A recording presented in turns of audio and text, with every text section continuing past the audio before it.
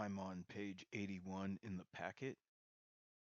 Last time, we were introduced to rational exponents.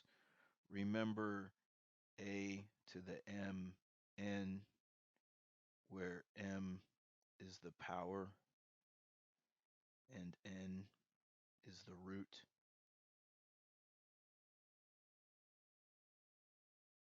Today, we'll look at these rational exponents as functions. Recall that a function takes a variable as an input and assigns exactly one output to that input. Here, we have a function that takes a bird's weight as the input and outputs the surface area of the bird's wings. And this function is a rational exponent function. We're being told that the wing surface area is 100 times the bird's weight to the 2/3 power.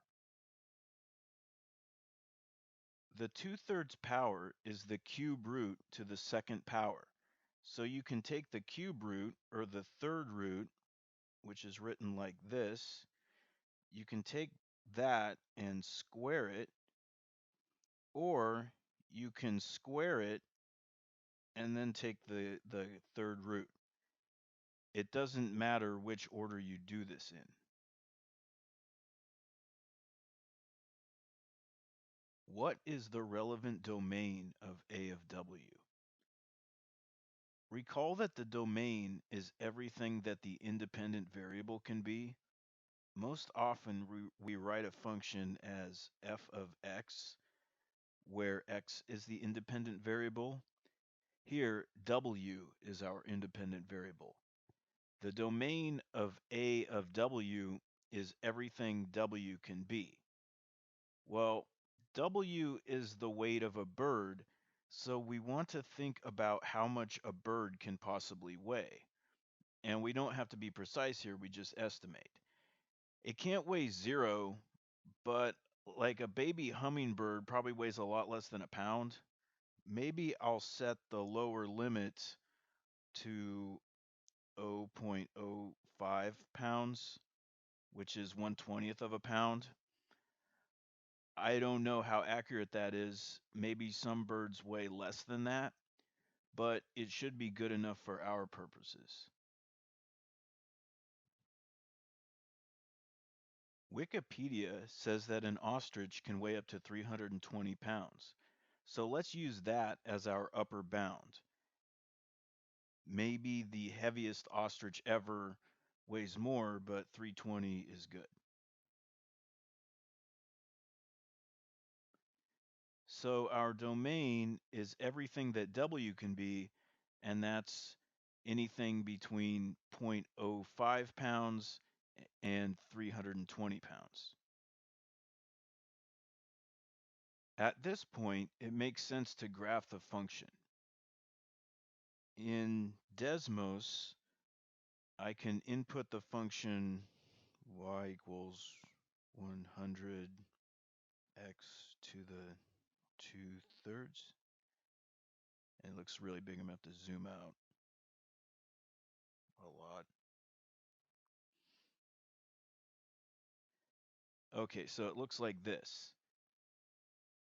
Now, we don't care about the negative side because our domain only goes from 0.05 to 320. But what we can see is that this thing always increases.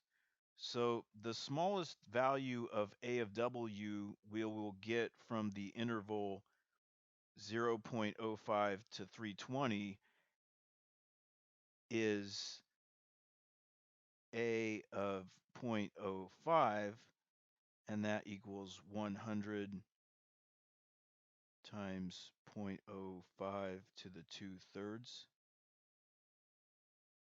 And we can put that in a calculator.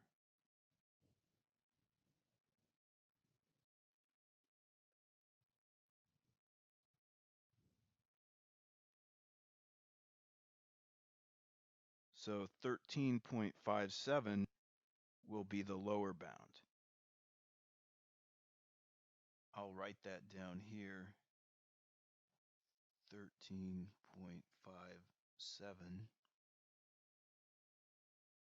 And because the function is always increasing, the largest value of a of w will be a of 320, and that is 100 times 320 to the 2/3.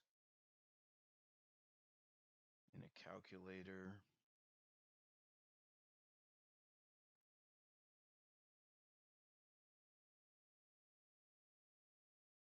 I get 4678.43.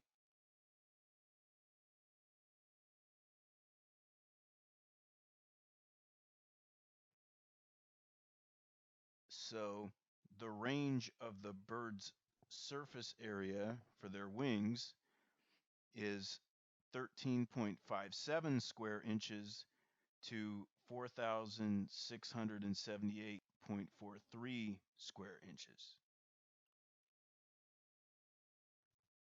Find A of 8 and explain what it means. This is actually one you might be able to do without a calculator. We want A of 8, which is 100 times 8 to the 2/3. That's either the third root of 8 squared or the cube root of 8 squared, whichever is easiest. I know that the third root of 8 is 2 because 2 times 2 times 2 equals 8. So if I square that, I get 4. That would mean 8 to the 2/3 equals 4. And that would mean A of 8 equals 100 times 4, which is 400.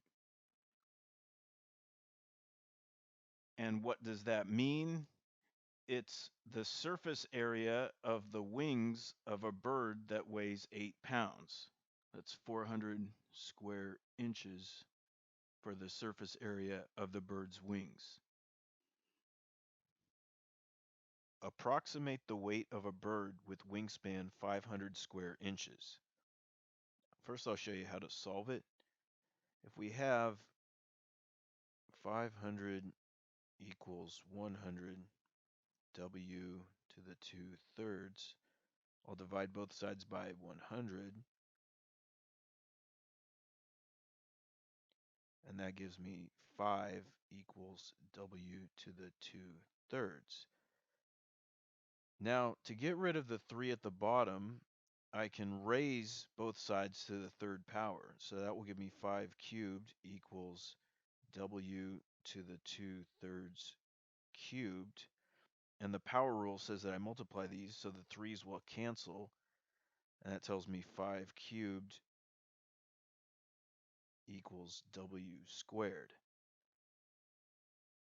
125 equals w squared. I take the square root of both sides. W equals the square root of 125. And that is 11.18.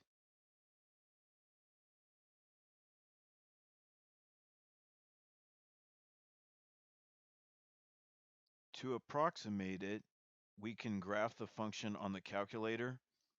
If we have 5 equals w to the 2/3, what we can do is graph the function y equals x to the 2/3 and then look for the point where y equals 5, because we're looking to solve the equation 5 equals x to the 2/3. And that should happen somewhere around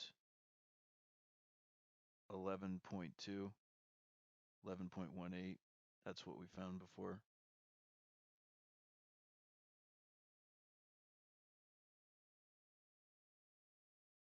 Rewrite using a radical sign.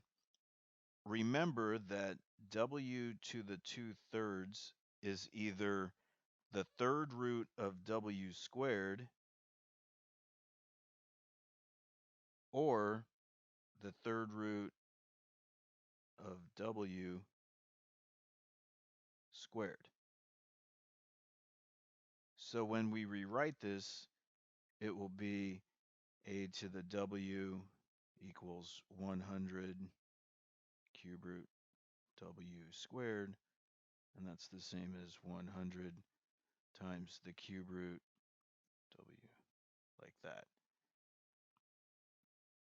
And the 100 stays outside because we multiply this thing by 100 after we've gotten the roots and powers.